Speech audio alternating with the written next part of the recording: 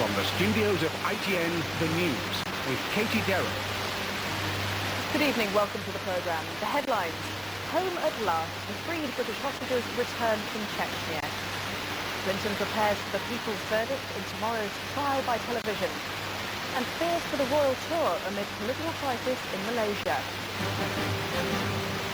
Within the last hour, the freed hostages Camilla Carr and John James have arrived back in Britain. Smiling and waving, the two aid workers walked from their plane at RAF Brize Norton just hours after being freed by their Chechen captors. They're now having a reunion with their families. ITN's Sue Saville saw them touch down. The private jet carrying the two freed hostages touched down at RAF Brize Norton an hour ago. Camilla Carr and John James emerged smiling, looking well, evidently very relieved to be back. They'd gone to Chechnya for a 6-month stint to help children traumatized by war. But after being kidnapped at gunpoint and held hostage for 14 months, their safe return tonight seems remarkable.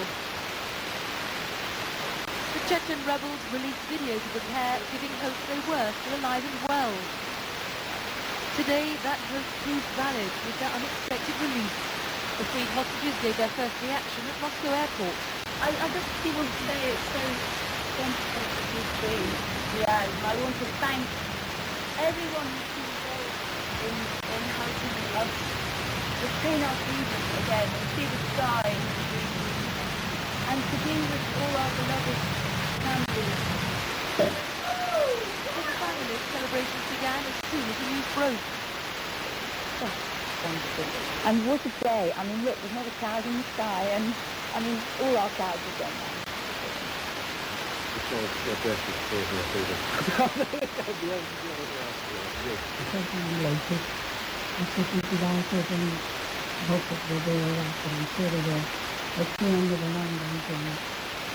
more than a year of negotiations, a failed Chechen commando mission and desperate pleas from the families, the two British hostages are tonight free and home. The wait is over, now the catching up begins. Sue Saville, ITN at RAF Brize Norton. President Clinton flies to New York tonight as he braces himself for further humiliation tomorrow over the Monica Lewinsky scandal. While he's speaking to foreign dignitaries at the United Nations, he'll have to suffer the indignity of having his taped testimony shown on television. Here's our senior news correspondent, Mark Austin. Bill Clinton was attending church in Washington today to seek strength, no doubt, for what promises to be the most humiliating 24 hours of his presidency so far. Earlier at a convention of African Americans, he expressed gratitude to those standing by him. I want to thank you for standing up for me, understanding the feeling of the country. But if he was among friends here, the latest polls show a drop in overall support. 46% of Americans now think he should consider quitting, and that's before the country has seen the grand jury videotape. Republicans who have viewed it say the president is angry and evasive, and it proves his perjury. It would be somebody who's defiant, who is very cleverly trying to think of ways to weave in and out of various definitions and activities, and I think that would be very telling on the president. This weekend, damage limitation is the name of the game at the White House, whose best hope is a public backlash against those Republicans approving the release of all the explicit material. They have ripped away the veneer of bipartisanship and fairness, and at the core is a political goal to embarrass this country. Public support is now the key to President Clinton's survival, and the tapes released tomorrow could well determine which way it goes. If his Democrat supporters in Congress feel the people are deserting him, then the pressure on the president to go is certain to increase. Mark Austin, ITN, Washington. Our diplomat gets to Robert Moore is in New York now. Robert, where will Clinton be when those tapes are released tomorrow? Well, the logistics of this, Katie, in about an hour's time, President Clinton will be here in New York preparing for a speech to the United Nations General Assembly. He'll be there when the videotape is released. Those who are here say that when he talks there, it'll be a remarkable moment in the history of television. You'll see 4 hours and 12 minutes of the president testifying under oath. It'll be broadcast unedited and in effect live as it's distributed from Capitol Hill at 9 o'clock Eastern Time tomorrow morning. That's 2 p.m. London time. And those who have seen it already say that nobody emerges well from this. The prosecutors appear overzealous and intrusive, and the president appears very evasive and at times bitterly angry. Now, Tony Blair is expected to stand shoulder to shoulder with Clinton at the United Nations tomorrow. Do you think that's going to happen? I think so. I think Downing Street is making it perfectly clear they regard this as an internal constitutional and political crisis. He will say, and while he deflects the questions, that this is a matter above all else for the American people and Congress. So there may be some expression of friendship, of course, of the importance of the political relationship between Washington and London, but above all else he'll say it's a matter for the American people. Robert Moore, thank you. The Queen and the Duke of Edinburgh are being protected by armed guards in Malaysia tonight amid fears of further political unrest. The royal party were kept away from street demonstrations today following the arrest of a former foreign minister. Our royal correspondent Nicholas Owen reports from Malaysia. Police in Malaysia's capital tonight setting up roadblocks, sealing off key establishments, including the Queen's residence, after a day of unrest on the streets. Behind the smiles as the Queen arrived in Kuala Lumpur, her advisers knew that this is potentially another royal tour that could be heading for upset. Robin Cook, the Foreign Secretary, won't now be leading the royal party tomorrow as planned. He'll stay with them because of Foreign Office concerns about the crisis surrounding this man, Anwar Ibrahim. He was Deputy Prime Minister until kicked out recently by the Prime Minister, Dr. Mahathir. Anwar was eventually arrested this evening, having earlier denied any intention of involving the Queen in domestic troubles. A huge rally of his supporters this afternoon underlined how volatile things have become. Reform, Anwar's allies call for. He's been accused by the government, meanwhile, of serious sexual misconduct, among other crimes. The principal reason for the royal visit was to close the Commonwealth Games being held here, and the Queen did meet some of the competitors today. That closing ceremony is tomorrow, definitely overshadowed now by other difficult issues. Nicholas Owen, ITN, Kuala Lumpur. The royal visit was also overshadowed by news of the death of the Duchess of York's mother. Susan Barantes was killed in a car crash in Argentina. The Duchess is flying out there tonight. Karen Berman reports. Susan Barantes, who is a keen horsewoman, was killed instantly not far from her ranch in Argentina. Her car crashed head-on with a van.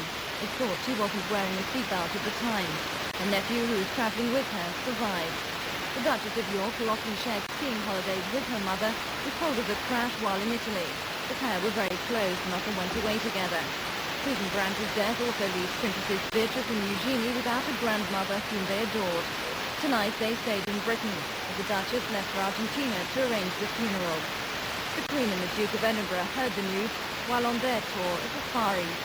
I'm very saddened at the news, and I'm sure that in perhaps some days I can Duchess, her family, and the Duke of York. The Duchess of York has described her mother's death as an absolute tragedy, which has left her devastated. Karen Bauman, ITN. Downing Street is tonight playing down suggestions by the Liberal Democrat leader Paddy Ashdown that the Prime Minister is likely to back electoral reform. Speaking as Liberal Democrats arrived in Brighton for their annual conference, Mr Ashdown said he was hopeful Tony Blair would approve changes to the first-past-the-post system for parliamentary elections. Attempts at a new land speed record in an electric car ended in failure today. Don Wales was dogged by technical problems with his battery-powered Bluebird Electric as he put it through its paces on a South Wales beach. And the actress Patricia Hayes, whose television roles included Till Death Us Do Part and In Insectness and in Health, has died. She was 88. An accomplished theatre, TV and radio actress, she is known for her boundless energy. She received an OBE in 1987. Sport now, and Arsenal triumphed in football's clash of the week against Manchester United. It was a hard-fought match which saw United's Ricky Buck sent off for the second time in 5 days, and a debut goal from Arsenal's new £3 million signing. Phil Simmons reports. The biggest game of the season so far at the home of the champions, and Arsenal soon took control. A free kick from Hughes found Tony Adams' head at the back of the net. David Beckham led Manchester's counter-attack, but somehow he couldn't make it count. Alex Ferguson was beginning to look worried, and he had reason to. Nicolas Anelka making the second goal on his second attempt. In the second half, Nicky Butt brought down Patrick Vieira. That brought him a red card, and United down to 10 men. By now, the result seemed inevitable. Anelka missed an easy opportunity. But just minutes after he came on for the first time, Arsenal's new signing, Fredrik Ljungberg, made it 3. Tonight, the champions' season has truly begun. Keir Simmons, ITN Sport. In Scotland, the old firm clash between Rangers and Celtic at Ibrox ended 0-0. It was a game of missed opportunities. Onata squandered a chance to put Rangers ahead, and Henrik Larsson almost gave Celtic the one goal that could have decided the match. Britain's had more success today on the penultimate day of the Commonwealth Games in Kuala Lumpur. England's Tony Jarrett ran a nail-biting race in the men's 110 metres hurdles, snatching the gold medal by 100th of a second. And in boxing, Chris Betty won the light middleweight title, one of 4 English boxing golds. That's the news from ITN this Sunday. We'll have those Clinton takes on our early evening news and on News at 10 tomorrow. And there'll be a special edition of World in Action on ITV at 8 o'clock on Monday with extended coverage of the video recordings. But for me and all of the weekend team here, for now, good night.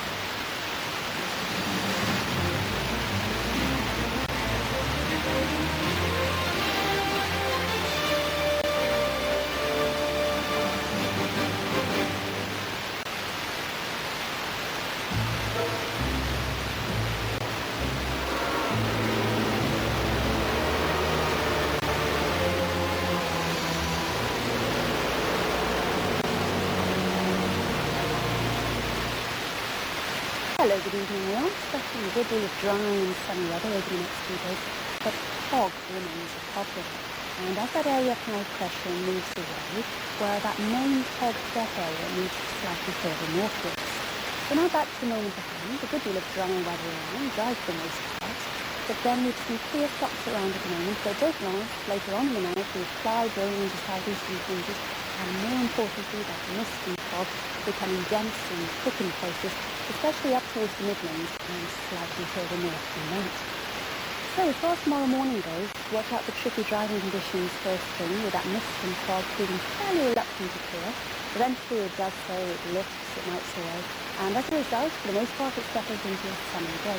That is apart from the far northwestern corners, and there's a thick cloud lurking around there, and then in the southeasterly clouds as well, but that is expected to be patchy in nature.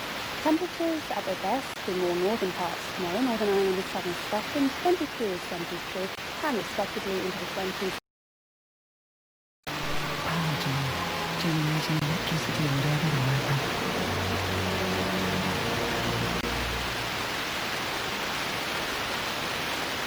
This Monday on GMTV, we ask, can you really eat as much as you want and never get fat?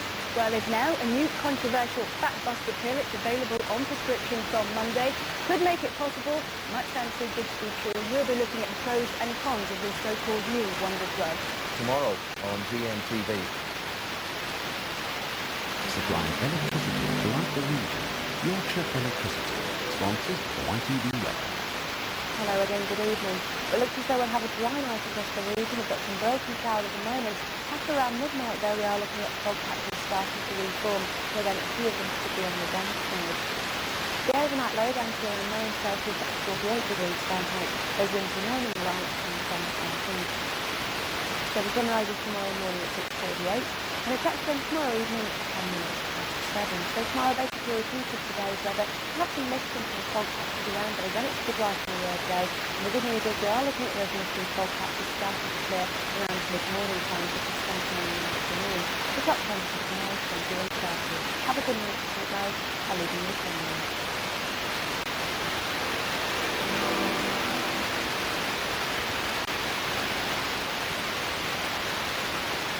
You're witnessing a first ever white. A white gloss paint that is virtually solvent-free.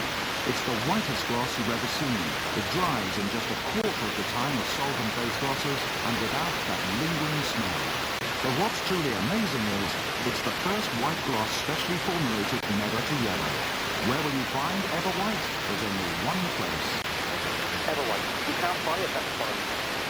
You will do it when you be into it. Lipstick, Gary? No? Yeah, thanks to my life and that's the money back credit card. You bought it with a credit card? No, I bought it with cash. I got back from using my credit card. I got these 50 little bells too. Oh, hello. I'm the stretching points, but just lay it out.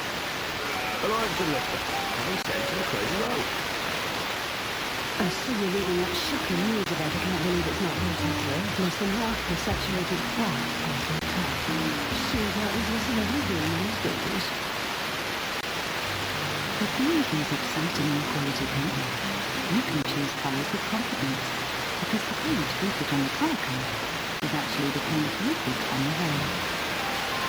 We've designed the colour card to help you choose colours that really go together.